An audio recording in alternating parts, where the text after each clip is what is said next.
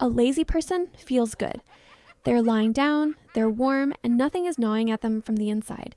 With procrastination, something gnaws all day long, even though the person is doing nothing, which means something else is at work.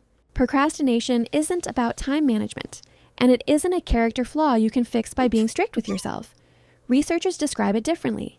As a way of coping with an emotion the task stirs up. The logic is simple. A task triggers an unpleasant feeling, anxiety, shame, doubt about the outcome. There are two ways to get rid of the feeling: deal with it or get the task itself out of sight. The second way works instantly, so that's the one the brain chooses. Hence the key point. What gets put off isn't the work, it's the emotion. That's exactly why planners and timers only help for a little while. They organize time, and time isn't the problem. From here, it becomes biology. When a task is read as a threat, the first to react is the amygdala, the part of the brain responsible for danger. It doesn't tell a predator apart from an unfinished report. The reaction is the same. A release of cortisol and adrenaline, the body getting ready to run.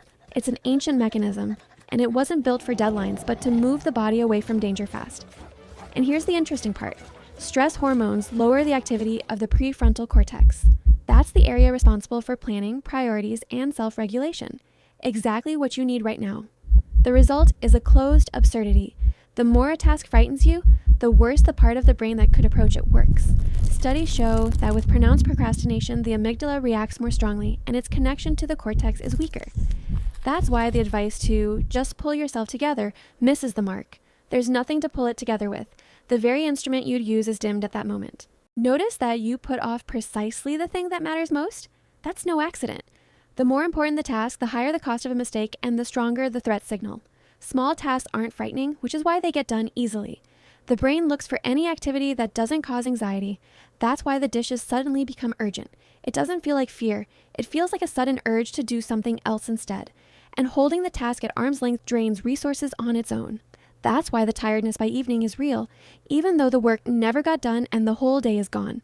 So, the decision to put it off isn't made by character or willpower. It's made by a stress response that fired before the person even had a chance to think about it.